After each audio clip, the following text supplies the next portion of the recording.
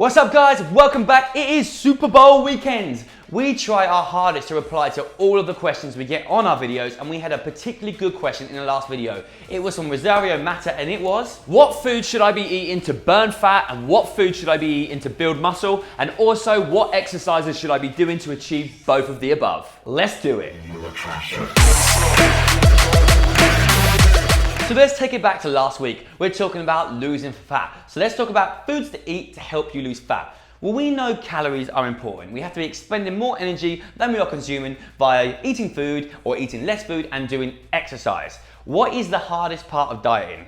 Restriction. Wanting to eat foods, feeling hungry. So we need to pick foods that have not very many calories but have a lot of volume. It means there's a lot of food there, it will help us feel full. For example, avocados, nuts, peanut butter, a tablespoon of olive oil is 120 calories. Is that going to fill you up? Not really going to be full. Exactly, but 120 calories of vegetables is a lot more volume there. And you can kind of pick and choose the foods you want to do, but take into account calories and volume.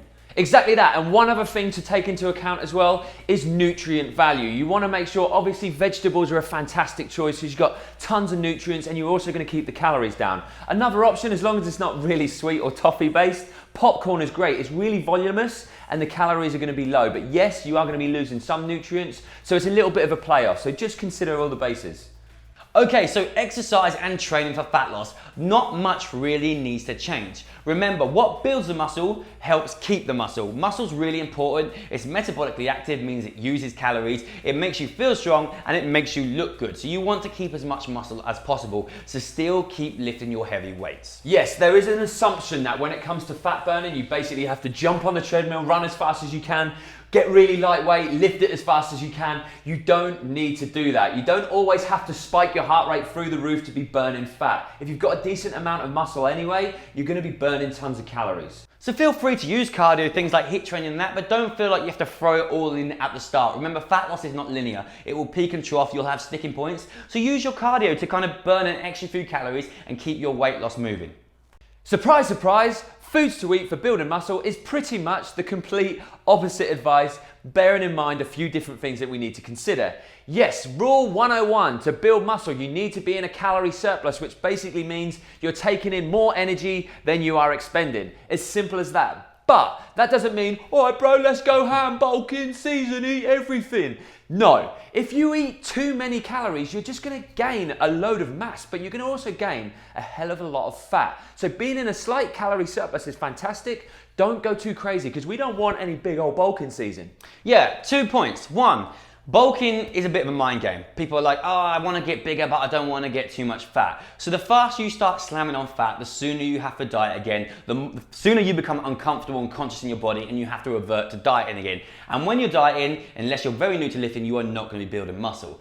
Point number two, what people tend to do, typically the guys, when it comes to building muscle, they eat all the protein under the sun. And things start to get a little bit smelly, if you know what I mean. Donkey. Actually, when you're on a diet, you need to consume more protein than when you are on a bulk. You tend to eat more calories. You're not going to be eating into kind of protein reserves or muscle for fuel. Carbohydrates, you're probably going to be eating more of them, and they have a protein sparing effect as well. When it comes to your training, you should be feeling like Superman on a bulk when you're trying to get bigger. You've got extra calories, extra energy to expend. So, if you want to, yes. Use it, make your sessions a little bit longer, make them a little bit heavier. It's all about absolutely smashing it and using as much as you possibly can. Also make sure you're recovering. We're really going to be pushing hard, getting that good sleep in. Often, if you're getting more food in, particularly carbs towards the end of the night, people tend to sleep better. It's when you start going very low calories, body fat comes down, hormones start to deteriorate, sleep becomes a little bit tougher. Other things like waking up in the morning isn't quite the same for a guy sometimes. Libido can go down when body fat becomes very low. So ultimately what you're trying to do, and what we always say, it's about balance. When you're trying to build muscle, you'd keep them within a certain range so you haven't got to feel uncomfortable and start dieting too soon. When you're dieting, you're not trying to diet too fast so that you lose muscle and you end up crashing. So it's kind of finding that balance point on both sides of the fence. Exactly that. So if you love this video, guys, give it a massive thumbs up. If you've got any other comments and things that you want us to expand on, put a comment below. Also, we want to know your predictions for the Super Bowl. Do you think it's going to be Patriots that win or the Falcons? Patriots. Falcons. Patriots. Falcons. So on that note, we're going to go. Make sure you hit the subscribe button and thumbs up. It helps us out hugely. We love you all and we'll see you back very soon. Bye, guys.